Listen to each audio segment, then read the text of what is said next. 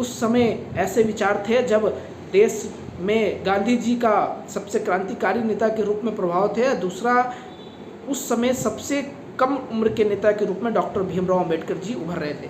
तो गांधी जी को पता चलता, तो गांधी जी अंबेडकर जी से मिलते हैं, तो गांधी जी के विचारों से डॉक्टर भीमराव अंबेडकर जी पूर्ण रूप से सहमत कभी नहीं रहे हैं। डॉक्टर भीमराव अंबेडकर जी ने स्पष्ट कहा है कि मैंने गांधी जी को महात्मा की उपाधि कभी नहीं दी है। गांधी जी यहाँ तक कि ये भी कह दिए थे कि अंबेडकर जी को जब तुम्हारा जन्म नहीं हुआ था तब से मैं दलित समाज के उद्धार के लिए दलित समाज के एक बड़े नेता के रूप में काम कर रहा हूँ। अंबेडकर जी ने उसका जस्ट उत्तर दिया। उन्होंने ये कहा कि आपने दलित समाज के उद्धार के लिए दलित समाज के नेता के रूप में जो आप बोल रहे हैं कि 20 लाख रुपए में दलित समाज के लोगों पर खर्च कर चुके हैं, आपका यह दिखावा है, छलावा है। आप एक्चुअल में दलित समाज के लिए उद्धार के लिए काम ही नहीं कर रहे।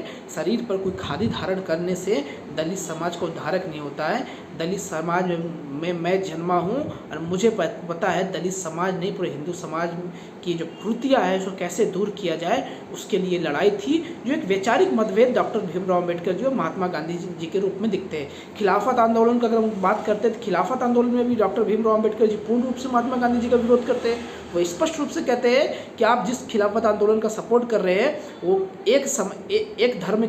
एक धर्म को सपोर्ट कर रहे हैं और दूसरे हिंदू समाज की एक बड़ी आबादी को आप कहीं ना कहीं दरकिनार कर रहे हैं। यहाँ तक कि ये भी कह रहे हैं कि आप खिलाफत आंदोलन किस उद्देश्य से सपोर्ट कर रहे हैं। खिलाफत आंदोलन किसके लिए किया जाता है? टर्की में बैठा हुआ सुल्तान की गद्दी बचाने के लिए आप हमारे देश में खिलाफत आंदोलन मुसलमानों को सपोर्ट कर रहे हैं। उस समय आपकी हिंदुओं के प्रति भावना कहाँ चल गई थी जब इसी खिलाफत आंदोलन में कितने हिंदुओं को नरसंहार किया गया।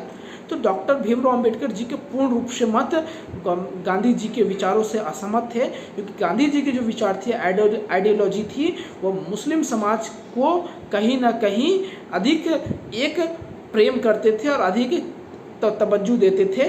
ये हम देखने को मिलता है। डॉक्टर भीमराव अंबेडकर जी यहाँ तक विरोध करते हैं जब उस समय के किसी एक मुस्लिम नेता ने हमारे स्वामी श्रद्धानंद जी के ऊपर गोलियां चला दी थी, जबकि उस गोलियां चलाने के बाद गांधी जी उसके पक्ष में अपना बयान दायर करते हैं, तब डॉक्टर भीमराव अंबेडकर जी पूर्ण रूप से उनका विरोध करते हैं। तो इसी सारी चीज़ों को लेकर डॉक्टर भीमराव अंबेडकर जी गांधी जी को कभी महात्मा की उपाधि दी ही नहीं गई और उनकी बात से सहमत भी नहीं थे। और डॉक्टर भीमराव अंबेडकर जी यहाँ तक कि नेहरू के भी विचारों से सहमत नहीं थे। हिंदू सिविल कोड बिल की अगर हम बात करते हैं तो नेहरू जी उसके पक्ष में थे, जो कि डॉक्टर भीमराव अंबेडकर जी पूर्ण रूप से उसके विरोध में थे।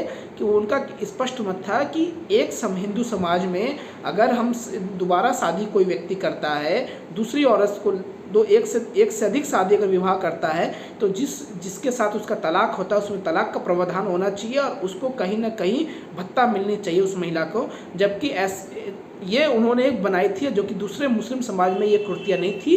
और नेहरू जी इसके विरोध में थे कि हिंदू समाज में तो लागू हो सकता है पर मुस्लिम समाज में लागू होने के पक्ष में नहीं थे, मुसलमानों की कम्युनिटी के लिए नहीं थे। इसके रूप से ये यूनिफॉर्म सिविल कोड जिसको विल कहते हैं उसका मत हमें समझना चाहिए कि उस समय जब हिंदू समाज का विरोध हो रहा था तो उस समय वो विल की महत्वपूर्ण समझनी चाहिए।